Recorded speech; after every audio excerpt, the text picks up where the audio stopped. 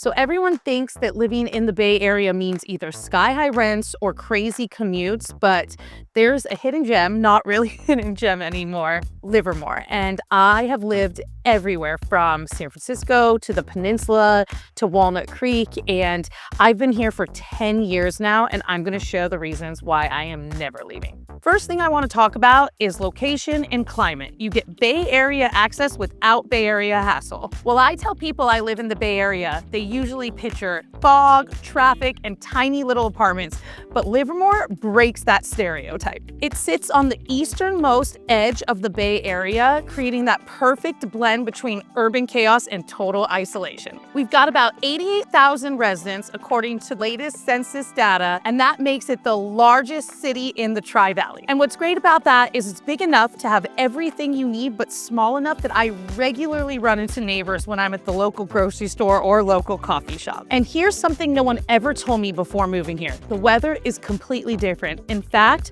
my Uber driver who drove me home yesterday from the San Francisco airport couldn't believe how different the weather was when he got out of the car to grab my luggage out of the trunk. Livermore has its own microclimate that's nothing like foggy San Francisco or the sweltering Central Valley. And get this, we get 260 sunny days a year. And that's not marketing fluff, that's actual data. And right now in mid-May, we're hitting really mild weather, reaching up to just the mid-80s during the day. And this morning, I was able to enjoy my coffee in just a light sweater on my back patio. Try doing that, San Francisco. And for commuting, yes, Livermore does not have its own BART station, but the Dublin Pleasanton BART is just a short 10-minute drive away. I drive there often and park my car whenever I need to get into the city. And if you want to just drive, we are closely connected. Interstate 580 takes you directly to Oakland, and Interstate 680 takes you directly down to the South Bay. My actual commute times, here's the deal. Getting to Oakland takes about 30 to 40 minutes, not too bad. And getting to San Francisco, it's about 45 to 55 minutes, depending on where you're going in the city. And San Jose, also roughly about 45 minutes. It really is centrally located to each major destination throughout the Bay Area. And what most people don't realize is we really can actually enjoy outdoor living all year round here in Livermore.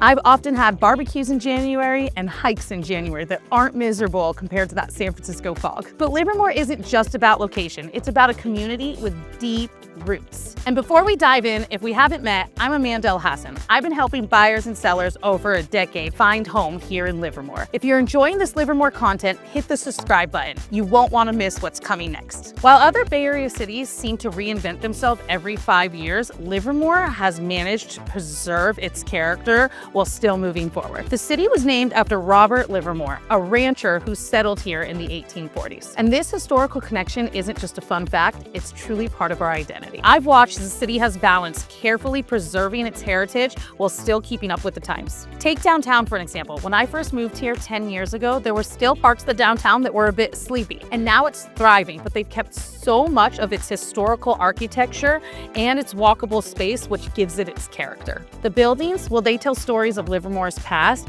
while housing businesses that belong in 2025. What really impresses me about this place is how the city is planning ahead. Right now, we are in the middle of a major general plan called Imagine Livermore 2045. The current plan was actually from 2004, but hitting ground in 2025. So we're at this major pivotal moment in Livermore's history looking ahead. But this isn't just boring government stuff. The city's put together a committee of 19 members who meet monthly to make sure that Livermore is staying on track for the plan. And I've personally been to several public workshops, and believe me, people actually do show up. They genuinely care about what's shaping Livermore's future in a thoughtful way. But you might also be wondering, will future development ruin what makes Livermore so special? From planning meetings I've attended and documents I've read, maintaining Livermore's character is front and center of the plan. The focus is on smart growth, which enhances what already makes this place so great. I've watched areas transform while still keeping their essence. And speaking about things that make Livermore so special, let's talk about something you won't expect from a Bay Area suburb, and that is world-class wine. Now imagine having 50+ award-winning wineries right in your backyard. That's just normal day life here in Livermore. When I first moved here, I had no idea that I was moving to one of California's oldest wine regions, dating back to the 1840s, which is about the same time when Napa's wine region was founded, except here we don't have the $50 tasting fees and tour buses every weekend. Livermore now has over 50 operating wineries, some bigger operations, like here we are right now at plenty vineyards, and others tiny family-run vineyards. And this is more than just a tourist thing. This is everyday life here in Livermore. After 10 years of living here, I've seen firsthand how they make wine. I've gotten to know some of the winemakers by name, joined a couple wine clubs, and enjoyed popping in tasting rooms on random weekends with my friends and family. A few standouts worth knowing about? Well, Wineries Winery, again, where we are right now. This is America's oldest continuously operated family winery, started in 1883. And Kincannon, which I'm also a member of, which is known for creating the first Petit Syrah. These two places are living history that has shaped the California wine industry.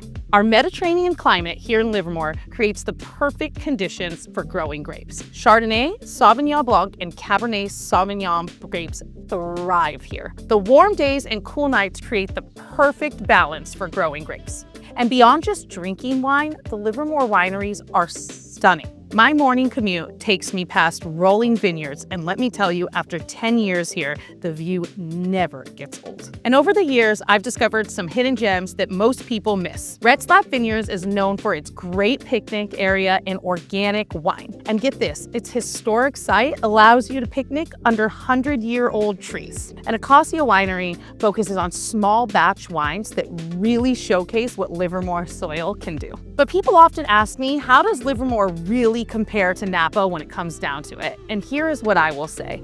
Over 10 years and many tastings, the quality is definitely there. And what I love most is that you don't have that overcrowded, packed kind of environment, and you can really get to know the winemakers. The tasting rooms are more casual, and you don't have those inflated prices. And my favorite part, the tasting fees are often waived if you buy a bottle. And while the wineries are amazing, another reason why I'm never leaving Livermore is our downtown. In the last decade since I've been here, it's undergone an incredible transformation. Let's dive into it. Here's something about downtown Livermore. 10 years ago, I barely came here. Now it's where I truly spend most of my days. When I first moved to Livermore, downtown was nice, but it was still finding its groove. Fast forward to now, 2025, wow, what a difference. The area has completely transformed while still keeping its historical vibe and downtown walkability. First Street is now lined with dozens of restaurants, boutiques, and spots to hang out, creating a buzzing vibe. And what I love most is these aren't just boring chains. They're local businesses with real personality. The biggest highlight is definitely Bankhead Theater. This intimate 500-seat venue host everything from symphony orchestras to jazz shows to plays. And the Livermore Valley Arts just announced their spring 2025 season, and it's packed with performances ranging from classical to contemporary. It's pretty amazing to have this cultural anchor right here in our downtown. And what this means for us locals is we don't have to trek to San Francisco or San Jose for quality entertainment. We can walk to a world-class show and be home 10 minutes after it ends. And the kicker, you don't have to fight over parking and pay $50 for that spot. And after several years here, I've definitely found my favorite spots that tourists usually miss. Range Life is an incredible farm-to-table restaurant in a beautifully restored building. Vinyl on First hosts these awesome listening parties where people actually sit down to enjoy listening to an album together. And Tap 25 offers high-quality brews that you can enjoy with music in the square. And get this, the Livermore Area Recreation and Park District, LARPD, manages tons of parks and facilities throughout the city. They've created these spaces where community naturally gathers, from summer concerts to farmers markets. A typical weekend for me starts on Sunday mornings at the farmers market, grabbing a pastry from Wingan, and maybe hitting a matinee at Bankhead if they have something good playing that weekend. The vibe is lively and never chaotic. It's energetic without being overwhelming. And beyond all the cultural stuff downtown, Livermore is a great option for families looking for different educational options. After 10 years, I've watched the school system here in Livermore evolve, and here's my honest take on it. I have 2 daughters, so quality education is a big part of why I've chosen to stay in Livermore long term. Good schools affect everything from property values to overall vibe of the community. The Livermore Valley Joint Unified School District runs 2 comprehensive high schools, 2 middle schools, and 9 elementary schools.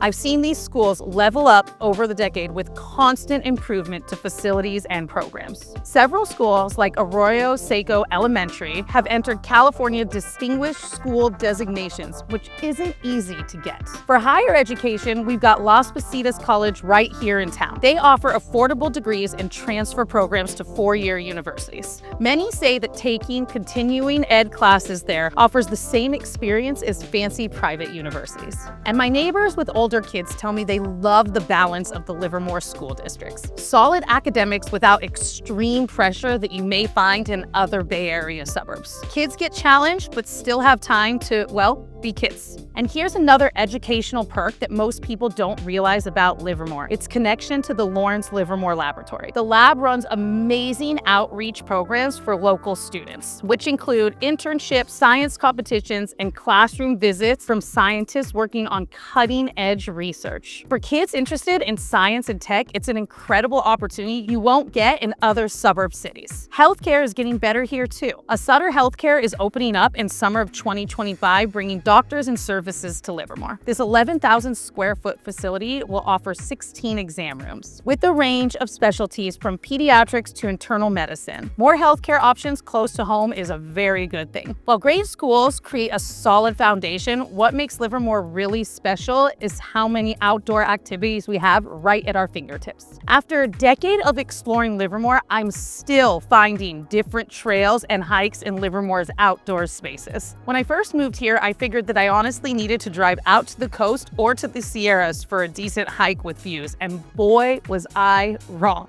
Livermore actually has more than 40 parks with miles and miles of trails for hiking and biking throughout this beautiful city. Sycamore Grove Park, where I'm standing right now, the entrance is just over this hill, has become one of my favorite happy places on the weekends. It's this 800+ acre natural area with miles of trails, woodland areas, meadows, and a seasonal creek. And the wildlife here is incredible. I've spotted everything from bald eagles to even bobcats on my hikes. Del Val Park, which is just a short drive from downtown, centers around a 5-mile lake where you can swim, boat, and fish. And it connects to the Ohlone Wilderness Trail, which makes for some serious backcountry hiking. And for cycling, the Arroyo Macho Trail gives you a conveniently paved path that follows along through Livermore's Creek. But when I want more of a challenge, I head to the rolling hills of North Livermore for some serious climbing and some killer views. And after 10 years, I finally got my seasonal trail schedule dialed in. Spring is all about the wildflower-covered hills in North Livermore, and summer calls for shadier trails at Sycamore Grove Park. Fall brings for some amazing vineyard colors best viewed from the Valley's Edge Trail, and winter's clear days call for spectacular views from the ridgelines. And want to know the hidden gem that most visitors miss? Holdner Park. The 55-acre park offers some of the best views in the whole Tri-Valley region. The trails connect to a bigger network, so you can do a quick 30-minute loop, or you can spend all day hiking through Holdner Park. And if you're into golf, there's a championship golf course, Wente Golf Course, designed by Greg Norman. And there's also Las Positas Golf Course. Both of these golf courses offer 18 holes, or if you prefer, a more approachable 9 holes. And one recent addition that has locals really excited is the Patterson Branch Trail, a 2.3-mile path that just opened, connecting different regional areas in Livermore Valley. It's a part of the city's ongoing commitment to expanding our outdoors. And while all these lifestyle perks are fantastic, let's talk about what everyone really wants to know: the economic reality of living in Livermore. In an area known for constant boom and bust cycles, Livermore offers remarkable economic stability. After a decade here, here's the deal. Livermore's economy doesn't just rely on one industry, which gives it a huge advantage. We've got tech, research, wine production, retail, and more, all contributing to the local economy. This diversity means we're not devastated when a single sector hits a downturn. The Lawrence Livermore Laboratory is a major employer and research center here in Livermore, which anchors our economy. The lab employs thousands of scientists, engineers, and support staff, creating this stable employment foundation. It's such a big deal that there's literally an element on the periodic table named after Livermore, Livermorium. How cool is that. Local businesses also get support from the Livermore Valley Chamber of Commerce, which has been around for over 80 years. Their involvement creates an environment where both established businesses and new businesses can succeed. Now let's talk about housing, which I know everybody worries about here in the Bay Area. According to a March 2025 update, the housing inventory grew by 28%, which gives buyers 43% more options than they had at this time last year. This has created a slightly more balanced market than what we've seen in previous years, which is a really good thing for buyers. And despite more inventory, homes are still moving quickly. The median days on market here is 22 days. And what this says is, well, if there is more inventory, good homes will still get snatched up pretty quickly. And Livermore is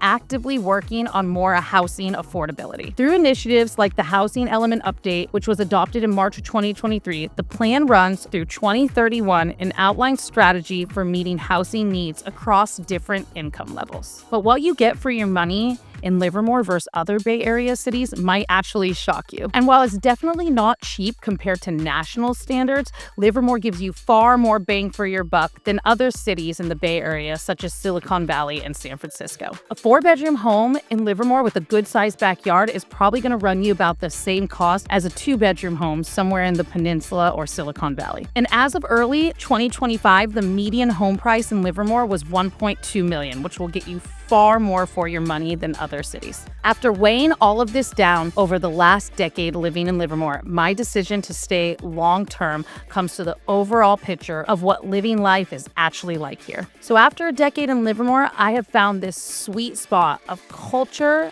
outdoor living, economic stability, a vibrant downtown, and a solid community that is what makes Livermore so special. And what keeps me here isn't just one thing, it truly is the whole package. I often feel that I get the luxury of tapping into Bay Area opportunities without having to deal with the Bay Area headache by living in Livermore. I get city perks and natural beauty, and I get to live in a city that honors its past while fully embracing the future. I hope you enjoyed this video on Livermore and all its amazing amenities and have fallen in love with Livermore just as I did. If you're thinking about moving to Livermore or any Tri-Valley cities, I'd be happy to help you. My contact information is below, and don't forget to like and subscribe for more videos on Livermore.